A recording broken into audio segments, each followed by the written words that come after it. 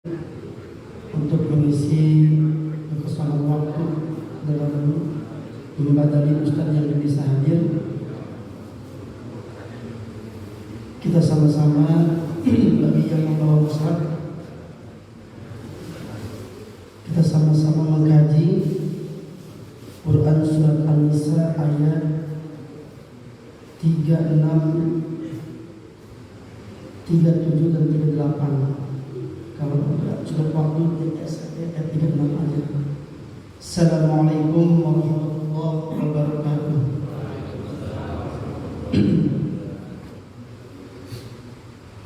Innal hamdalillah nahmaduhu wa nasta'inuhu wa nastaghfiruh wa na'udzu billahi min shururi anfusina wa min sayyiati a'malina. May yahdihillahu fala mudilla lahu wa may yudlil fala hadiya lahu.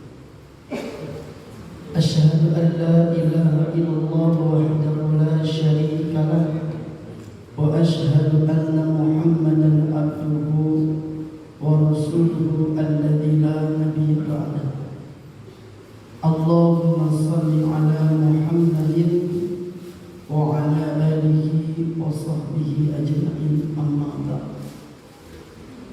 Ayyuhal hadirun al-kiram, bihadhihi al-wasilah ittaqullaha haqqa tuqatih wa la tamutunna illa wa antum muslimun. Jamaah salat subuh berjamaah Masjid Darul Jannah dan jamaah Majelis Taklim Masjid Darul Jannah yang saya hormati, yang sama-sama mengharapkan maghfirah, rahmat dan ridha Allah Subhanahu wa taala. Alhamdulillah, puji syukur kita sama-sama panjatkan kepada Allah Subhanahu wa taala yang mana pada pagi hari ini Allah senantiasa bangunkan kita dari tidur kita. Allah hidupkan kita dari mati sementara kita, sehingga kita bisa melangkahkan kaki menuju rumah Allah yang kita cintai ini dalam rangka melaksanakan sholat subuh berjamaah dan dilangsungkan dengan talabul ilmi.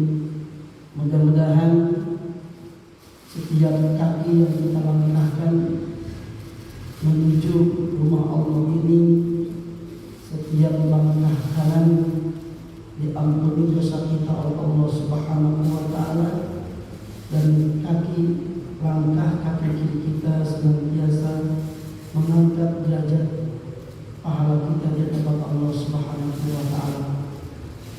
Yakinlah kata Allah dalam Al-Qur'an, wa may yakhruj min baitihi muhajiran ila Allah wa rasul summa yudrikul mautu faqad waqa'a ajr. Kata Allah Subhanahu wa taala sebagai motivasi kepada kita sebagai orang yang beriman, wa may yakhruj min baitihi, barang siapa yang keluar dari rumahnya muhajiran ila Allah wa rasulih, untuk berhijrah kepada Allah dan kepada Rasulnya. Hijrah di sini luas maknanya.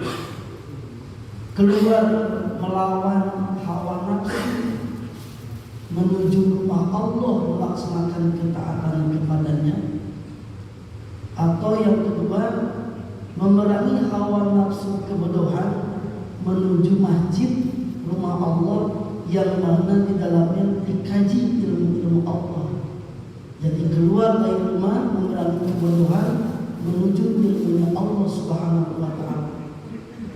Kata Allah, summa yudrikul maut, kemudian mati yang menimpa kepadanya sebelum dia sampai kepada rumah Allah.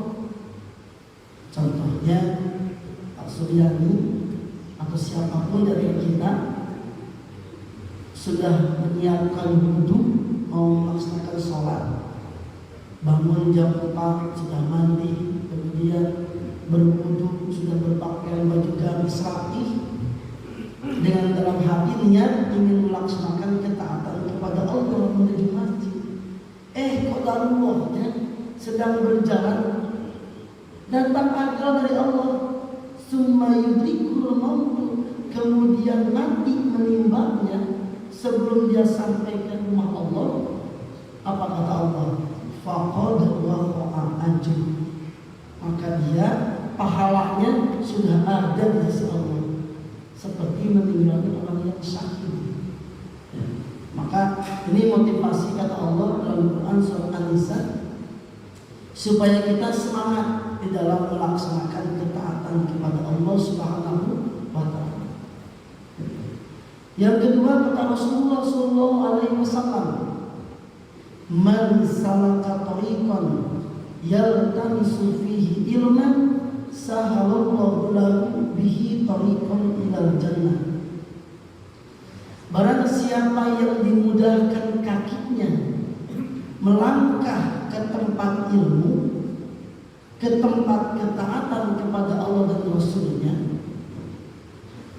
sahalallahu lahu bihi tariqan ilal jannah, maka kelak di akhirat Allah akan mudahkan kakinya menuju ke surga. Jadi salah satu syarat dimudahkannya kaki kita melangkah ke ridho Allah yang paling besar, yaitu surga Allah kelak di akhirat. Ketika kita hidup di dunia, kaki kita senantiasa mudah menuju dalam hal kebaikan. Rindu dengan adzan, rindu dengan panggilan pengajian. Kenapa? Karena saat itulah manusia menghadap kepada Allah Subhanahu wa Ta'ala yang bertempat di dalam masjidnya Allah.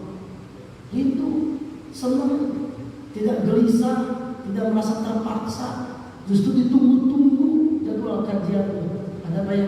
Kita sampai kapan datang hari Sabtu, datang hari Ahad lagi. Saya rindu pengajian Ustaz Sahrul, Ustaz Salim, dan Ustaz yang lainnya. Rindu dengan adzan jam 11 sudah duduk, siap ke kamar mandi, ambil wudhunya, sebentar lagi kita mau adzan. Rindu kaki, rindu diri kita di dalam ketaatan. Sudah datang waktunya kata Allah, innamal mu'minuna idza dzukirallah wajilat qulubuhum wa idza tuliyat 'alaihim ayatun zadatum iman wa 'ala rabbihim yatawakkalun. Kata Allah, innamal mu'minun, pastinya orang yang beriman itu, ini menggunakan kalimat innama, beda dengan kalimat inna. Kalau inna sesungguhnya orang-orang yang beriman itu, tapi kalau innamal mu'minuna, kalau bapak-bapak ketika baca Quran diawali dengan kalimat innama, itu menunjukkan pasti dan mustahil tidaknya. Innamal mu'minuna, pastinya orang-orang yang beriman itu adalah, atau mustahil bagi orang-orang yang beriman itu apabila idza dzukirallahu, apabila dibacakan ayat Allah, wajilat qulubuhum, pastinya orang-orang yang beriman itu apabila disebut nama Allah, azan dikumandangkan, majlis taklim dikumandangkan, jadwal kajian diinformasikan, pastinya orang-orang yang beriman itu wajilat qulubuhum, hatinya bergemetar, hatinya tanggap mendatangi di mana panggilan itu dikumandangkan. Bukan diam, bukan menambah, bukan diam, bukan malah tambah lalai, bukan. Maka mustahil orang-orang yang beriman itu apabila disebut nama Allah dia lalai, mustahil. Kalau mengaku dia orang yang beriman. Kenapa? Karena kalimat ayatnya diawali dengan kalimat innama. Pastinya bahwa orang-orang yang beriman itu idza dzukirallah, apabila disebut nama Allah, wajilat qulubuhum, bergemetar hatinya, tanggap hatinya, dan segera mendatangi di mana panggilan itu dikumandangkan. Itu yang pertama. Yang kedua, wa idza tuliyat 'alaihim ayatuhu zadatuhum iman. Dan apabila dibacakan kepada orang yang beriman itu ayat-ayat Allah Subhanahu wa taala, dibacakan ayat tentang kenikmatan surga, disampaikan ayat-ayat tentang dahsyatnya siksa neraka, disampaikan mengenai ciri-ciri orang yang beriman, disampaikan ayat-ayat kemuliaan orang yang bertakwa, disampaikan tentang durhakanya orang-orang munafik, disampaikannya ayat-ayat tentang bahayanya atau siksanya bagi orang-orang yang menduakan Allah. Apa? Zadatum imana, bertambah keimanannya kepada Allah. Bukan semakin berkurang, tapi bertambah imannya. Jadi bertambahnya keimanan orang yang beriman itu bukan tatkala diberikan materi sama Allah, bukan tatkala kita pangkat naik, bukan tatkala gaji kita naik, bukan. Orang yang beriman itu bertambah imannya ketika ayat Allah dibacakan. Kenapa? Akan semakin menambah kewaspadaannya kepada Allah. Ketika dibacakan tentang keutamaan surga, dia semakin semangat dalam ketaatan. Ketika dibacakan oleh guru-guru kita tentang bahayanya orang munafik, siksanya orang-orang yang durhaka, menambah keimanannya sehingga meninggalkan apa yang dilarang oleh Allah Subhanahu wa taala. Ketika seorang anak yang beriman mendengarkan ayat-ayat disampaikan tentang kewajiban berbuat baik kepada orang tua, langsung tanggap, menambah keimanannya dan dilaksanakan, semakin soleh akhlaknya kepada orang tua. Itu orang yang beriman. Itu kata Allah, pastinya orang yang beriman itu seperti itu. Dan mustahil bagi orang yang mengaku dirinya beriman kepada Allah, ketika dibacakan ayat Allah dia berpaling, tawalla, dia berpaling. Gak mungkin. Karena hakikatnya orang yang berpaling dari ayat itu adalah orang munafik dan orang kafir. Mustahil orang yang beriman dia berpaling dari ayat Allah. Apa ya? Jadi kalau ada di antara kita ketika dibacakan ayat Allah, ketika disampaikan tentang perintah ketaatan, ketika disampaikan tentang berbuat baik dengan tetangga lewat hadis, mustahil bagi kita orang yang beriman berpaling dan melalaikannya. Gak apa-apa, itu mah ayat dan ayat aja, kita mau terserah kita aja. Itu bukan orang yang beriman. Kalau orang yang beriman itu ketika dibacakan ayat, ketika dibacakan hadis tentang perintah-perintah kebaikan, langsung tanggap dan tambah imannya dan dilaksanakan di dalam amal baik, dalam kehidupannya. Itu orang yang beriman. Wa 'ala rabbihim yatawakkalun, dan kepada Allah dia senantiasa berserah diri, pasrah dirinya kepada Allah. Bapak-bapak sekalian, ini hanya membadali ya Ustaz guru kita, mudah-mudahan kalau beliau ada urusan dimudahkan oleh Allah Subhanahu wa taala. Ya. Karena memang tidak ada info. Ya. Saya juga pas bangun tidur buka HP enggak ada kabar. Ya. Mudah-mudahan apabila Ustaz kita Ustaz Salim Murojat atau Pak Salim ya, Pak Salim Pak Salim, Pak Syahrul. Ya. Mudah-mudahan apabila beliau ada hajat dimudahkan datangnya oleh Allah Subhanahu wa taala. Nah, jadi kalau badan itu seperti mobil dalam tanjakan, Pak. Mobil dalam tanjakan, mogok, Pak.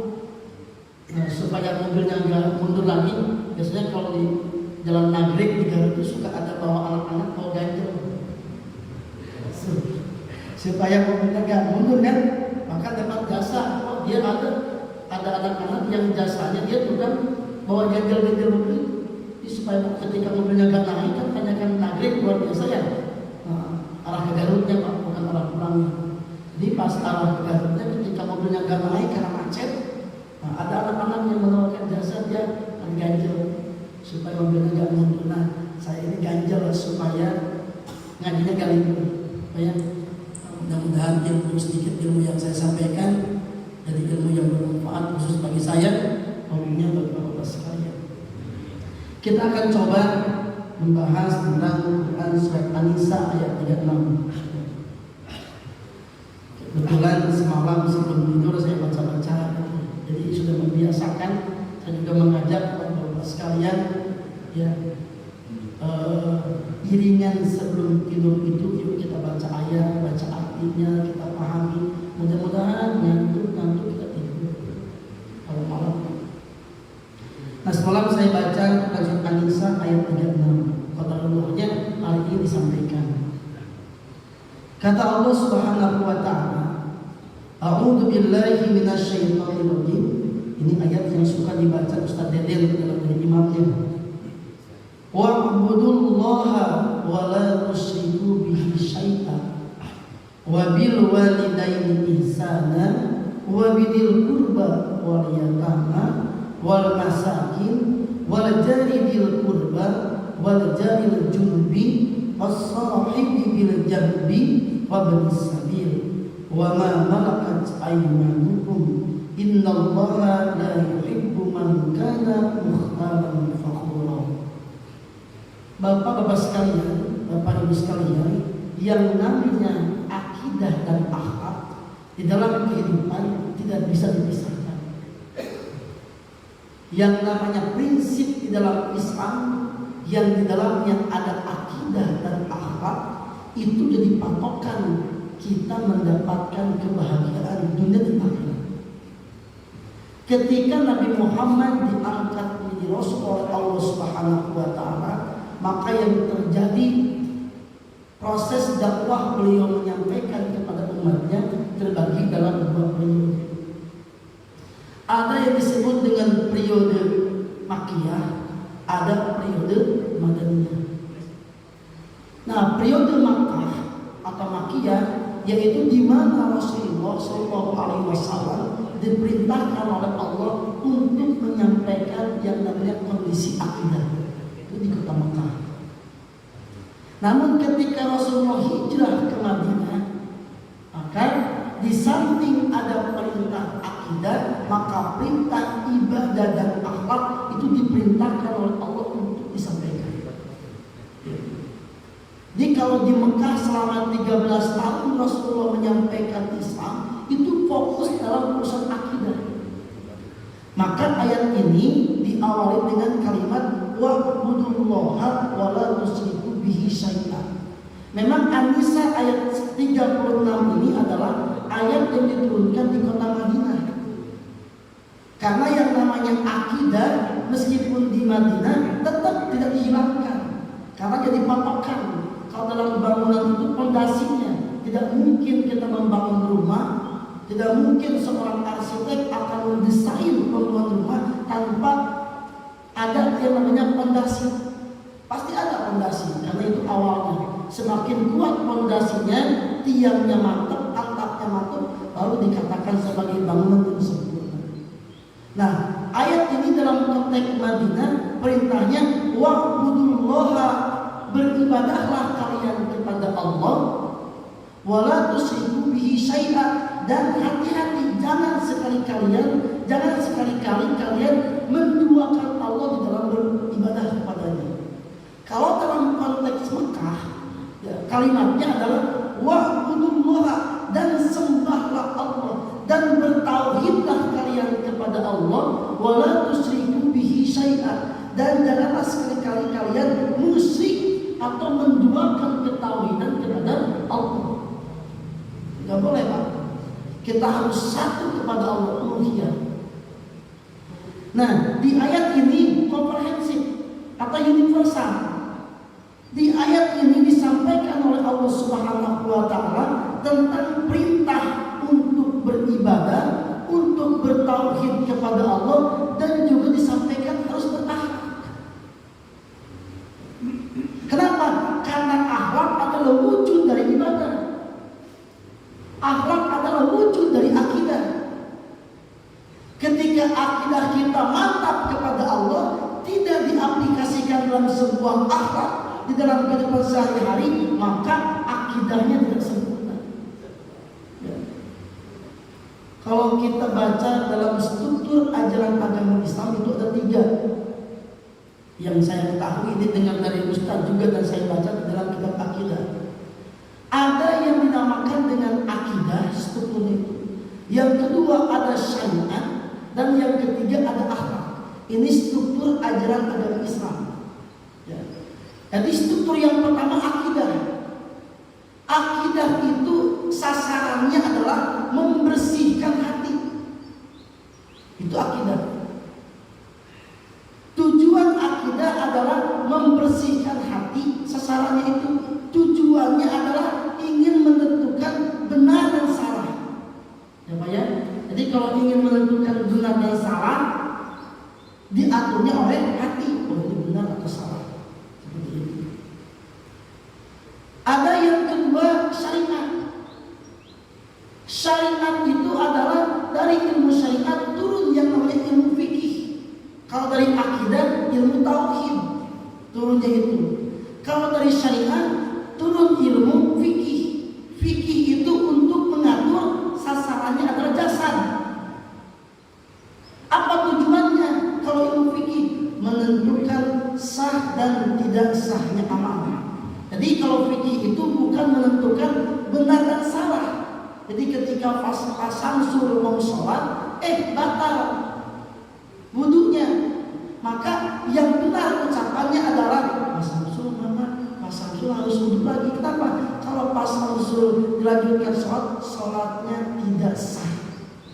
Bukan sholatnya tidak diterima atau sholatnya tidak benar. Kenapa? Karena ruang lingkup ibadah itu mengatur jasad. Tujuannya adalah menentukan sah dan tidak sahnya amal. Maka diatur oleh fikih. Dari fikih turun berbagai macam mazhab. Ada mazhab Imam Syafi'i, mazhab Imam Maliki, Hanbali, Ahmad dan Hanafi dan Hambali. Itu fikih. Ya. Mengatur jasad. Jadi ingin mengatur kebersihan jasad diatur oleh ilmu fikih. Harus mandi, harus berwudu, harus membersihkan najis, itu diatur oleh ilmu fikih. Itu namanya syariat. Ya. Rangkaiannya untuk ibadah kepada Allah. Nah ada yang ketiga, ada struktur yang namanya ilmu tasawuf. Dari ilmu tasawuf turun ilmu akhlak. Nah, kalau akhlak adalah tujuannya menentukan diterima dan tidak diterimanya amal. Ya, akidah untuk menentukan benar dan salah, mengatur hati. Fikih ingin menentukan tentang sah dan tidak sahnya amal ibadah kita kepada Allah. Nah, yang menentukan diterima dan tidak diterimanya amal ibadah kita oleh Allah adalah ilmu akhlak, ilmu tasawuf. Kalau sholatnya betul, akidahnya mantap, ikhlas kepada Allah, tapi akhlaknya menjadi sampah masyarakat, menentukan ibadahnya tidak diterima oleh Allah. Ini akhlak. Maka di ayat An-Nisa ayat 36 ini Allah sampaikan secara konferensi di atasnya tentang perintah bertauhid, tentang beribadah kepada Allah, di bawahnya di ayat lanjutnya disampaikan tentang akhlak. Akhlak kepada siapa yang Allah anjurkan di ayat ini? Yang pertama, ini buahnya dari ibadah kepada Allah. Ketika Allah memerintahkan wa'budullaha, konteks Madinah disebutnya beribadahlah kalian kepada Allah, betulilah ibadah kalian, betulkan fikihnya, sempurnakan fikihnya ketika beribadah kepada Allah. Hatinya wala tusyriku bihi syai'a, awas hati kamu berpaling kepada Allah, menduakan Allah. Nah, itu konteks Madinah. Konteks Mekah, wa'budullaha wala tusyriku bihi syai'a, bertauhidlah kalian kepada Allah, mantapkanlah penyembahan kalian hanya kepada Allah, wala tusyriku bihi syai'a, dan jangan sekali-kali kalian menduakan penyembahan kepada selain Allah. Nah, itu konteks Mekah. Baru ayat selanjutnya wabil walidaini ihsana. Ingatlah, berakhlaklah kalian wahai orang-orang yang beriman. Yang pertama, wabil walidaini ihsana, berbuat baiklah kalian kepada Allah. Jadi wujud ibadah ibadah yang pertama, wujud akidah yang pertama, yaitu akhlak berbuat baik kepada kedua orang tua. Jadi kalau kita selaku anak rajin beribadah kepada Allah Subhanahu wa taala, tapi tidak bisa mengaplikasikan dalam sebuah akhlak berbuat baik atau berbakti kepada kedua orang tua, kalau di dalam struktur Islam yang ketiga ilmu tasawuf menunjukkan ibadah kita tidak diterima oleh Allah Subhanahu wa taala. Karena akhlak jelek kepada orang tua. Maka mustahil bagi orang-orang yang beriman ketika dia sudah memantapkan akidahnya kepada Allah, sudah memaksimalkan menyempurnakan ibadahnya kepada Allah Subhanahu wa taala, mustahil akhlaknya jelek. Ya, mustahil akhlaknya jelek. Nah, wujud ibadah yang pertama, aplikasi wujud konkret dari ibadah kita kepada Allah, dari akidah kita kepada Allah, yang pertama di dalam ayat ini disampaikan wabil walidaini ihsan. Berbuat baiklah kalian semua kepada kedua orang tua. Kalau kita kondisi kita selaku anak, berbuat baik kepada orang tua. Kalau di sini kita tidak ada anak kita, sampaikan di rumah, wajibnya anak berbuat baik kepada kedua orang tua.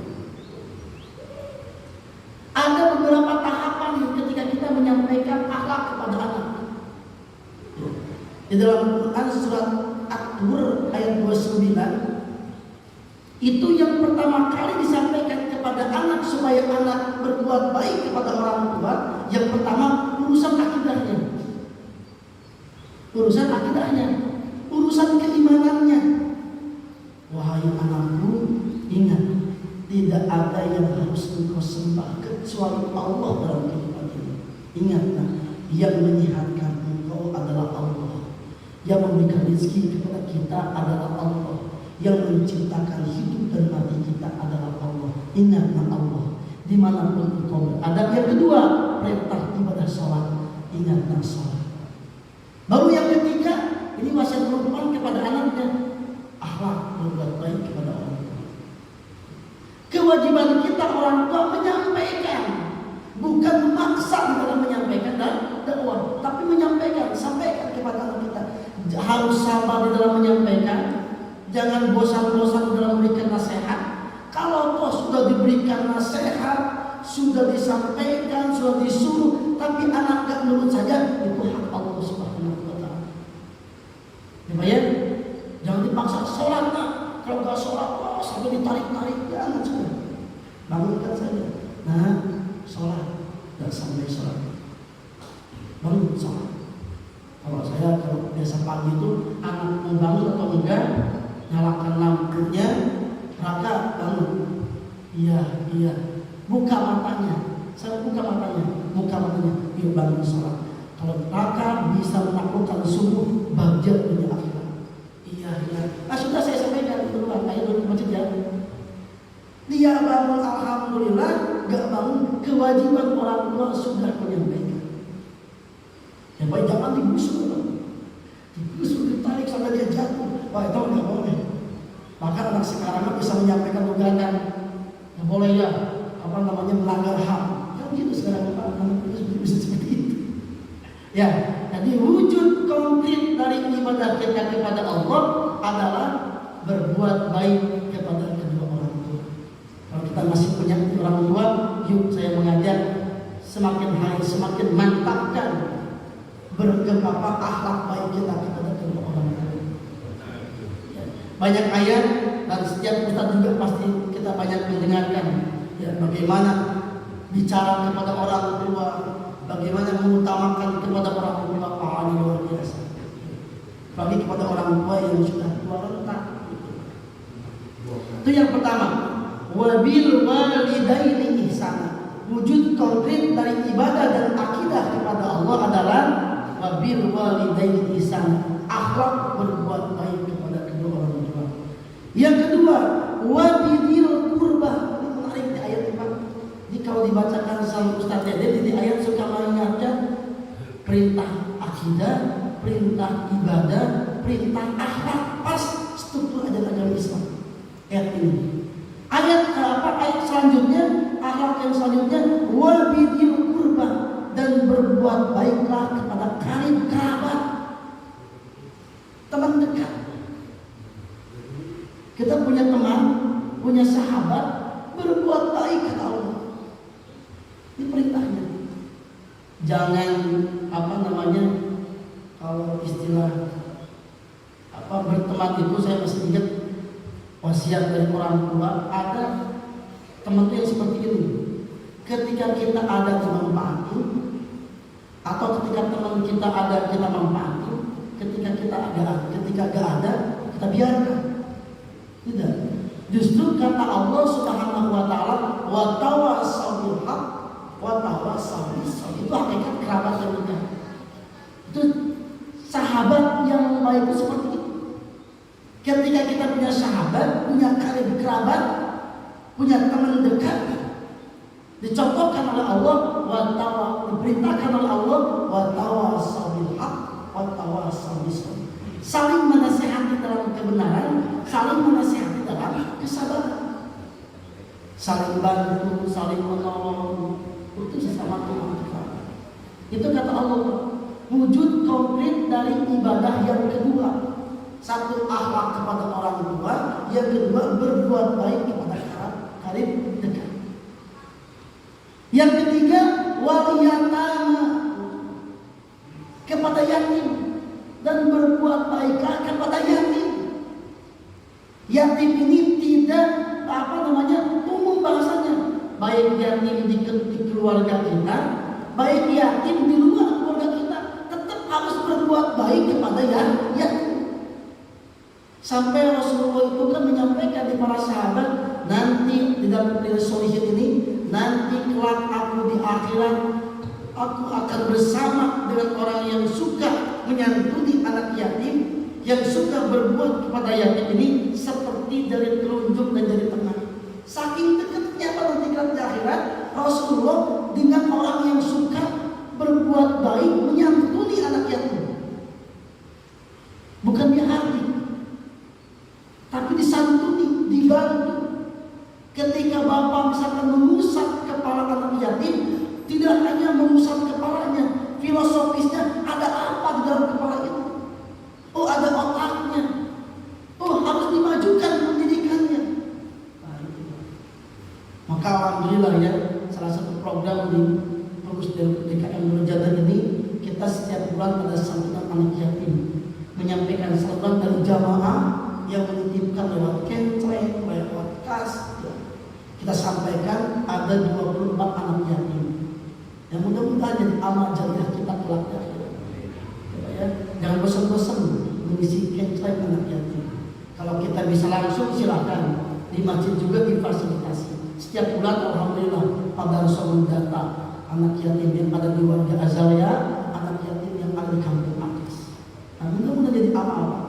Ya, kalau kita dekat dengan Rasul seperti dari tunjuk dan jadi, aduh itu lumayan saya ketemu juga kalau ingin bersama Rasulullah.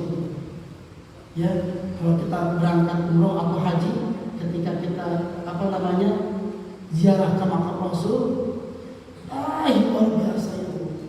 Sampai terbayang ini orang yang mulia yang dulu menyampaikan seperti ini sampai kita tahu Islam. Maka dengan presiden juga kita ingin ketemu, apalagi dengan Rasulullah SAW.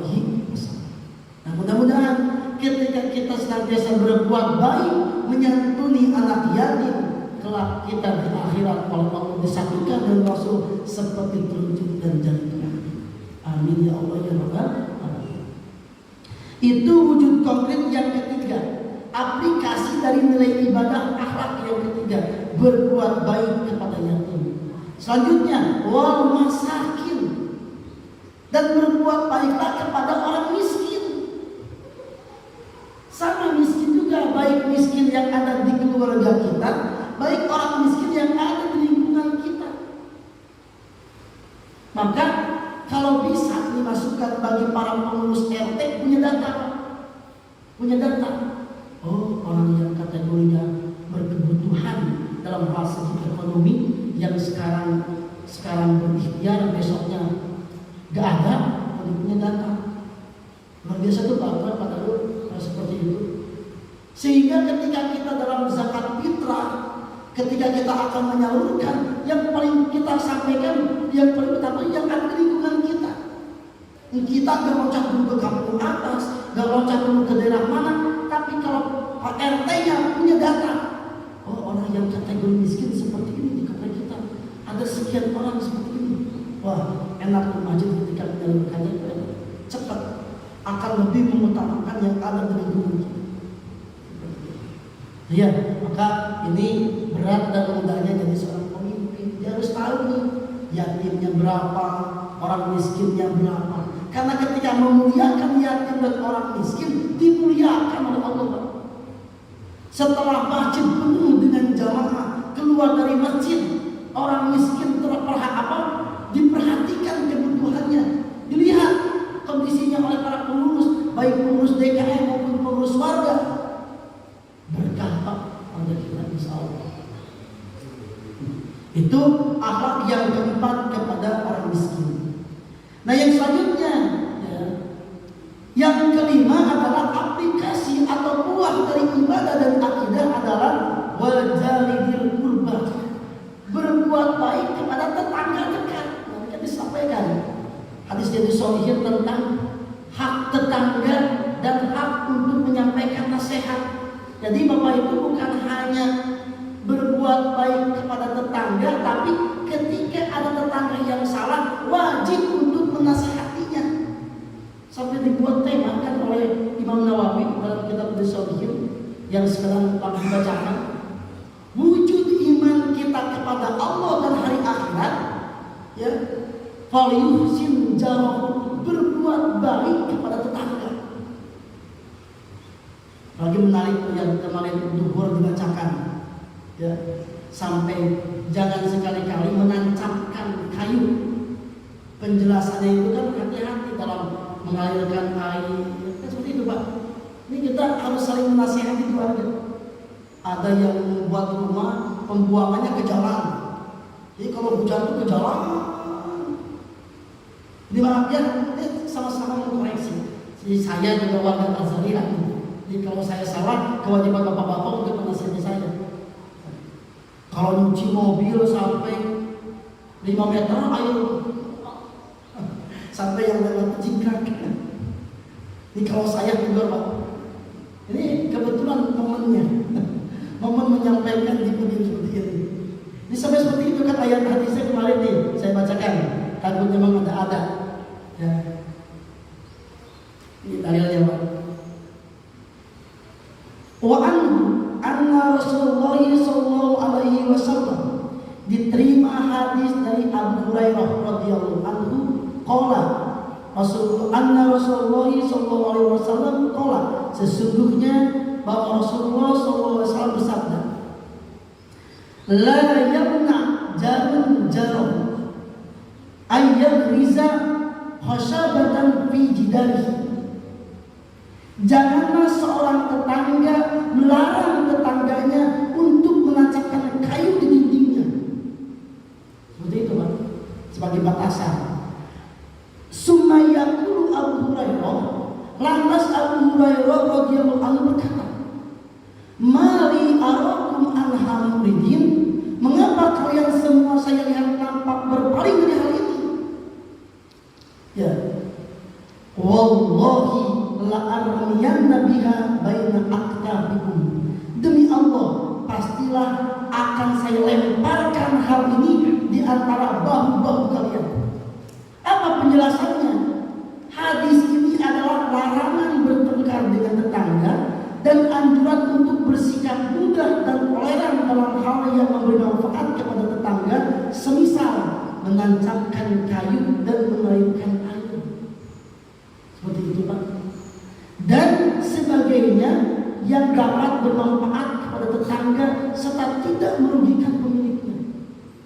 Sampai jadi Islam itu ketika dilaksanakan perintahnya menyelamatkan Pak.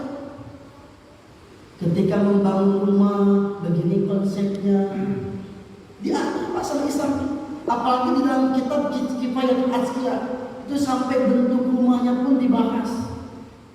Sampai seperti itu Islam. Ketika membangun diperhatikan nih saluran airnya mengganggu tetangga samping atau tidak. Jadi kalau perintah Islam diperhatikan sampai dibuat sebuah judul tema dalam hadis, menyelamatkan. Jadi Nabi Muhammad itu menginginkan bahwa umatnya apa yang dilakukannya, apa yang diciptakannya bernilai ibadah semuanya di hadapan Allah. Apalagi yang namanya urusan tetangga. Apalagi kemarin dibacakan juga sama Pak Akmal di sebelumnya. Apabila ada tetangga tidak nyaman dengan akhlak tetangganya yang jelek akhlaknya, haram itu masuk surganya, Pak. Jadi kalau ada tetangga kita akhlaknya jelek, kejelekan akhlaknya itu sampai mengganggu tetangganya sampingnya, haram masuk surganya, Pak. Kamu disampaikan hadis di sini. Luar biasa tetangganya seperti itu. Sampai ada ayatnya yang tadi saya baca tadi, wal jari bil qurba, dan berbuat baiklah satu kepada tetangga dekat. Mana tetangga dekat? Kalau tetangga dekat dalam ilmu fikih itu sampai 40 rumah ke samping, 40 rumah ke kanan, ke belakang dan ke depan. Bayangkan berarti kalau Azaria ini tetangga dekat semua, Pak. Satu RT itu tetangga semua, tetangga dekat semua. Mungkin sekarang lewat RT berarti tetangga jauh lah. Berarti satu RT tetangga dekat semua. Diperhatikan, saling toleran, saling membuat kemudahan, saling memberikan hal yang manfaat, dan jangan lupa saling menasehati.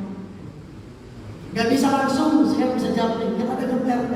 Pak Nurdin, mohon maaf, Pak Nurdin tadi cuci mobil airnya sampai ke W sekian. Diingetin, Pak. Kalau mobilnya yang di jalanan itu, Pak, mobilnya yang di jalan itu, tidak cuma ganggu tetangga. Ya betul-betul mendengar pengeras suara itu. Oh, sedang seperti ini. Diperhatikan, Pak, ini kan Pak, ini ada nasihat kita. Karena yang menyampaikannya Ustaz Azalia juga. Ya, ini gampang lagunya bisa ke saya.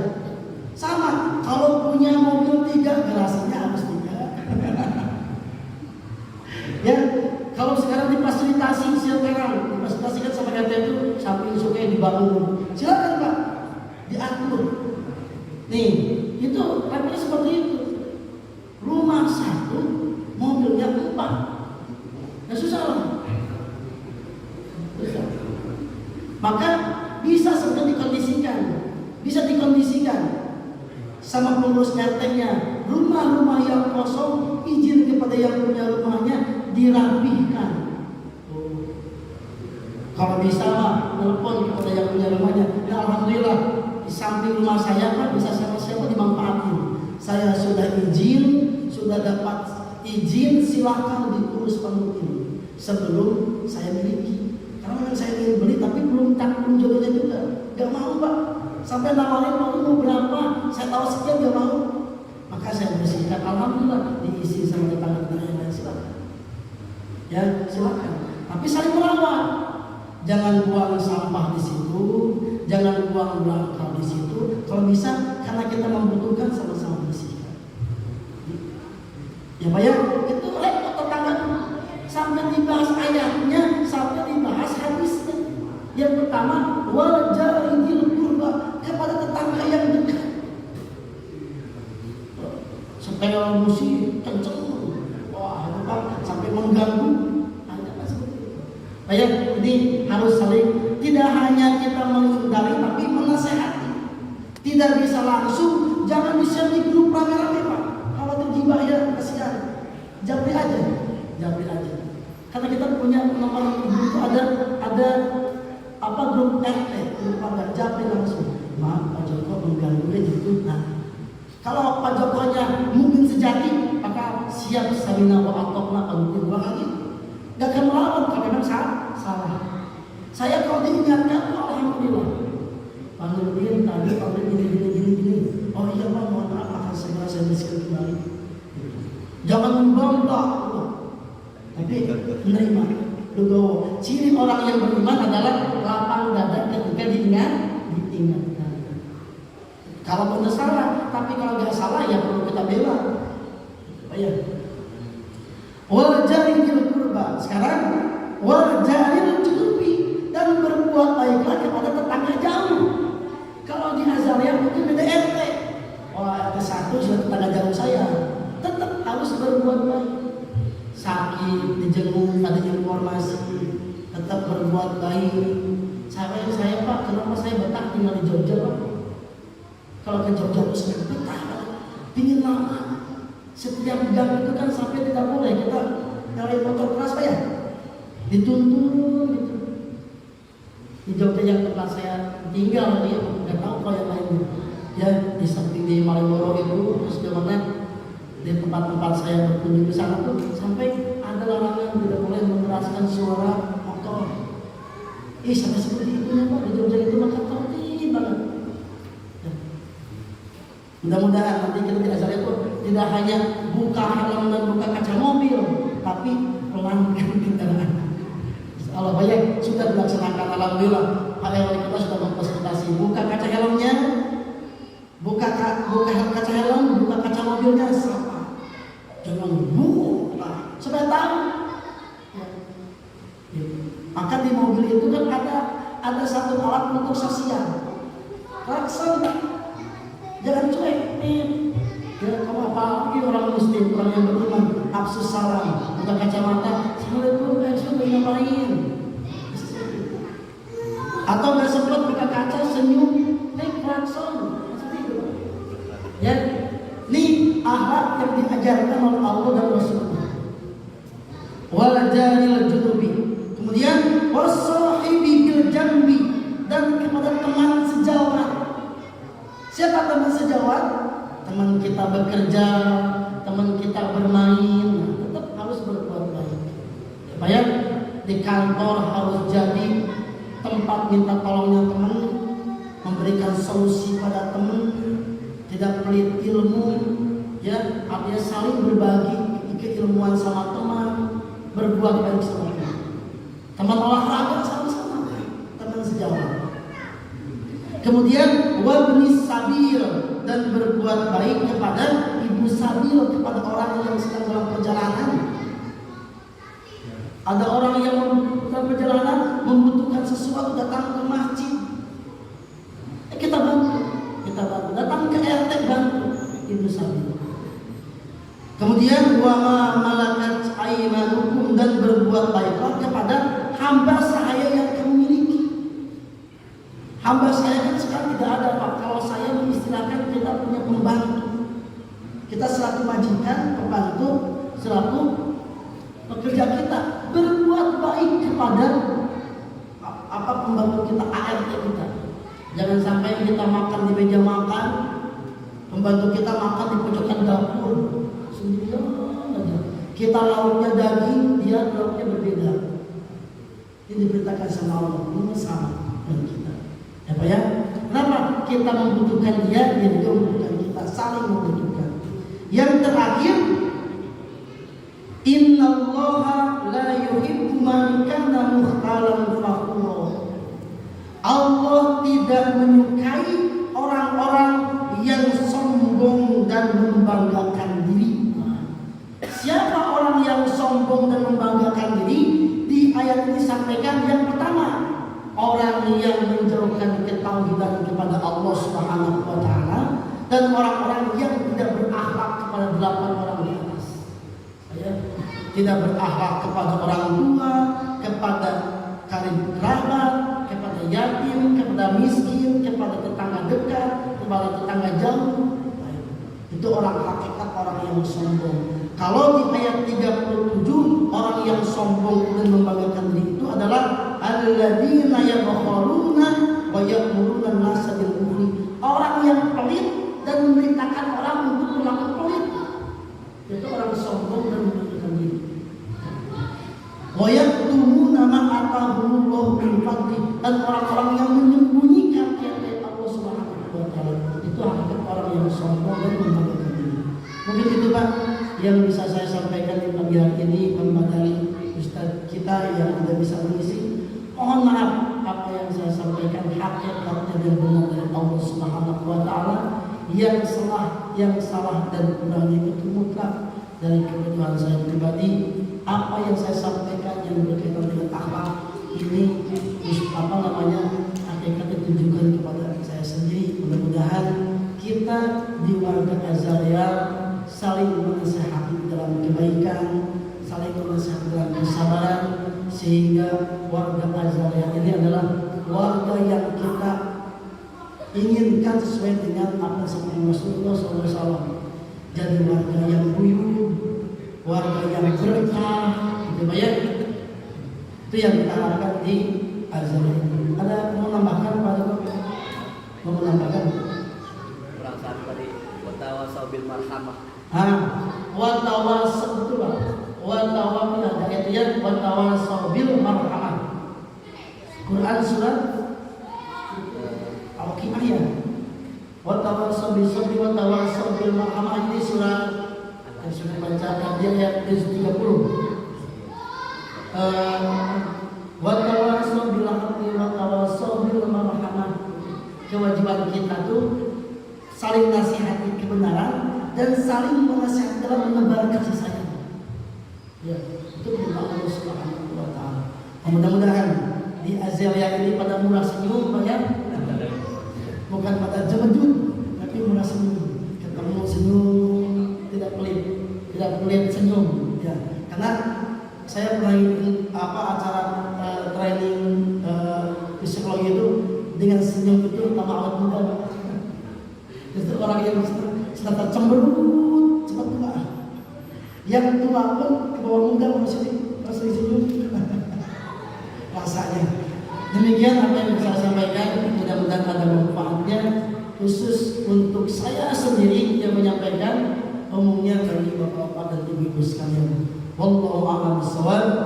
Kita sama-sama tutup dengan baca hamdalah dan doa kifaratul majlis. Alhamdulillahirabbil alamin. Subhanaka Allahumma wa bihamdika asyhadu an la ilaha illa anta astaghfiruka wa atubu ilaik. Wassalamualaikum warahmatullahi wabarakatuh.